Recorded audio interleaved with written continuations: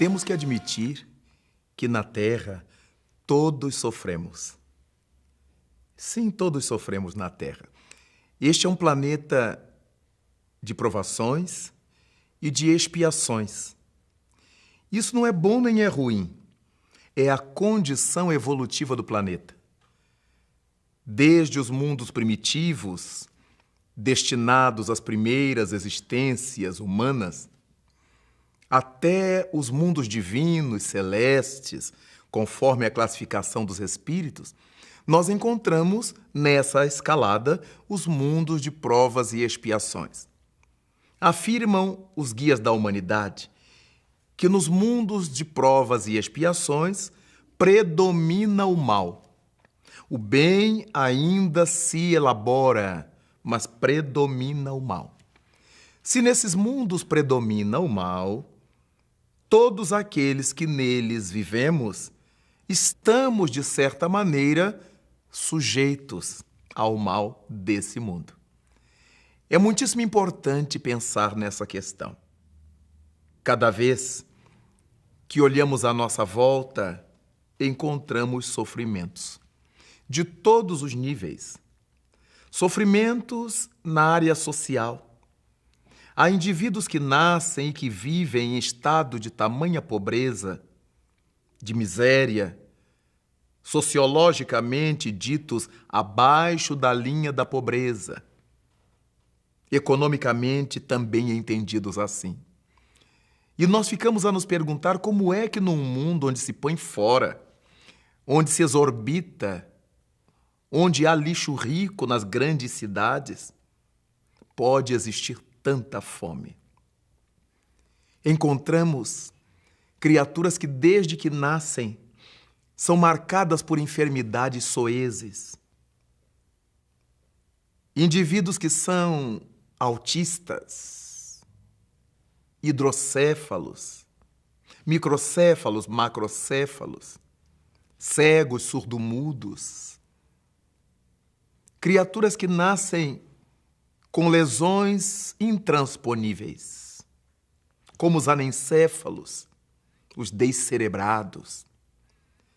Crianças que nascem com parte do tronco cerebral apenas, e por isto a vida orgânica não pode avançar. Olhamos para outro lado deste mesmo mundo e achamos criaturas que nascem em berço de ouro, ricas, de famílias poderosas, mas elas próprias marcadas por insidiosas paralisias, lesões cerebrais, com esquizofrenias, tormentas no campo psicológico, no campo psiquiátrico. Então nós ficamos a pensar que mundo é este? Um mundo de provas e expiações. Dessa maneira, nós temos dois caminhos.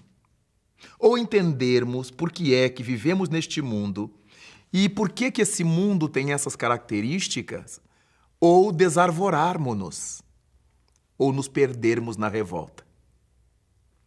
Este segundo caminho é completamente inábil. Não nos serve. Não nos levará a lugar algum que não seja um enlouquecimento maior. Resta-nos a primeira possibilidade. Tratar de compreender por que é que neste mundo se sofre tanto. Ora, na medida que entendemos que este é um mundo de provações e de expiações, fica claro por que é que todos sofremos de uma maneira ou de outra.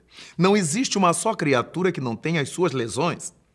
Pessoas bonitas, bem postas, mas quando conversamos com elas, elas são dadas a enxaquecas, têm problema de coluna, têm crises hepáticas, carregam 1001 problemas que o rosto não mostra.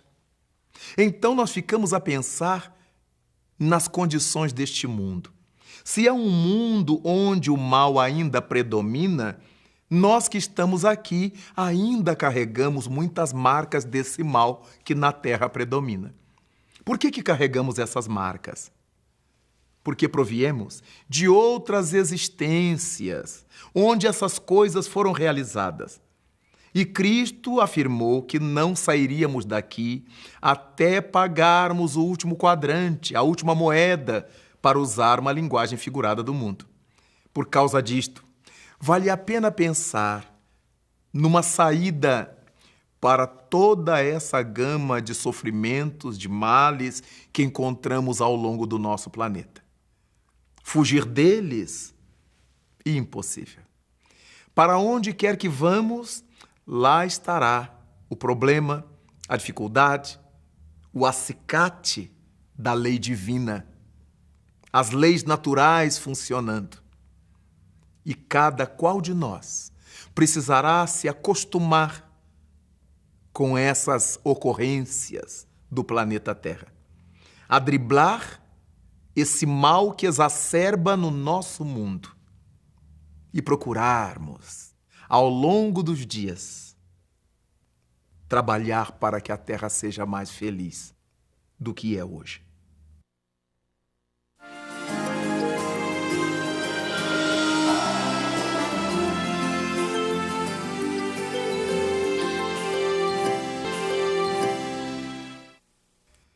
Quando pensamos nessa gama de sofrimentos do nosso planeta, muitas vezes ficamos a nos perguntar a respeito do sofrimento dos bichos, dos animais. Por que é que eles sofrem?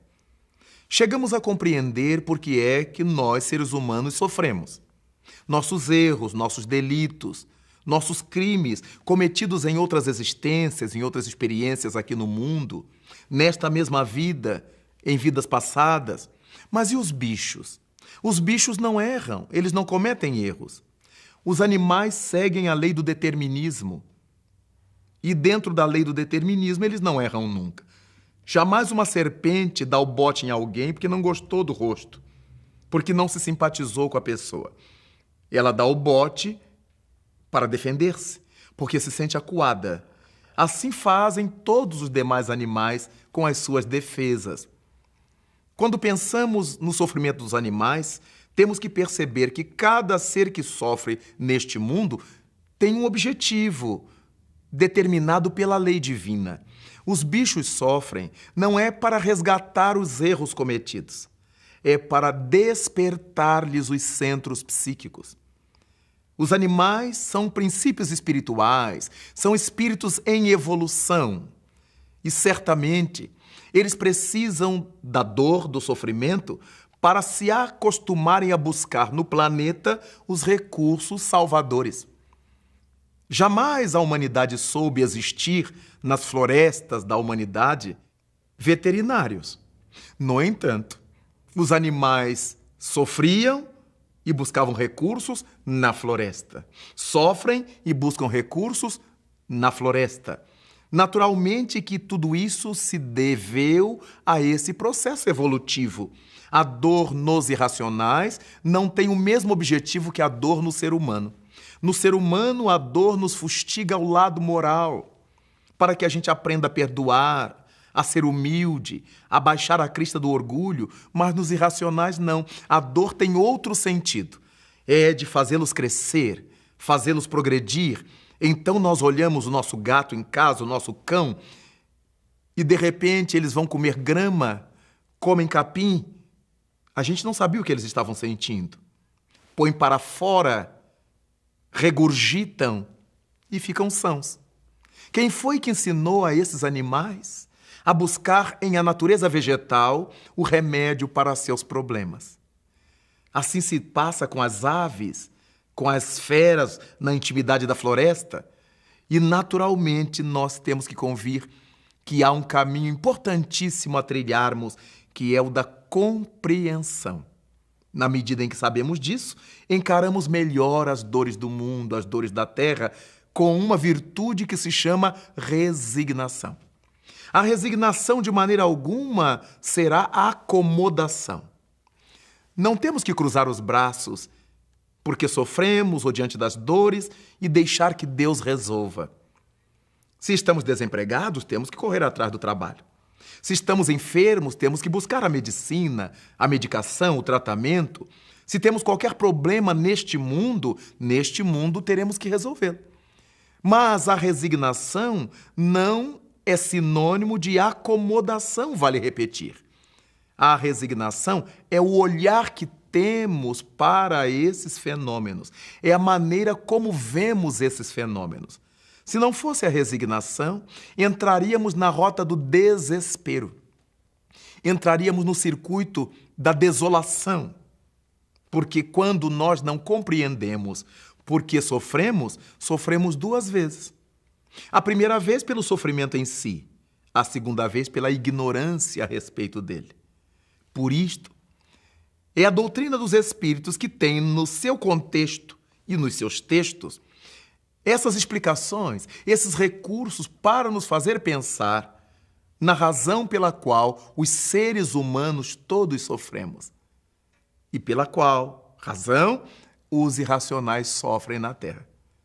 Então vale a pena pensar que os animais sofrem por um sentido, para despertar-lhes a vida psíquica, acordamento dos seus valores psíquicos, enquanto que o ser humano sofre para resgatar seus débitos e realizar aprendizagens no campo moral.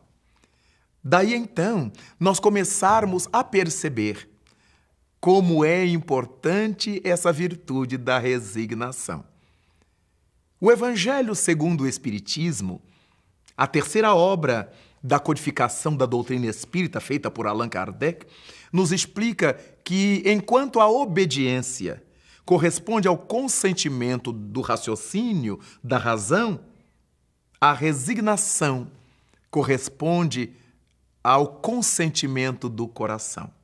É o nosso sentimento que nos dá ensejo à resignação. Ser resignado não é ser paralisado, estagnado, acomodado, inerme, inerte. Resignado é ter o entendimento da razão das coisas, o que não nos impede de sofrer, nem de chorar, mas que nos dá a alegria de saber que estamos dando conta do nosso recado no mundo.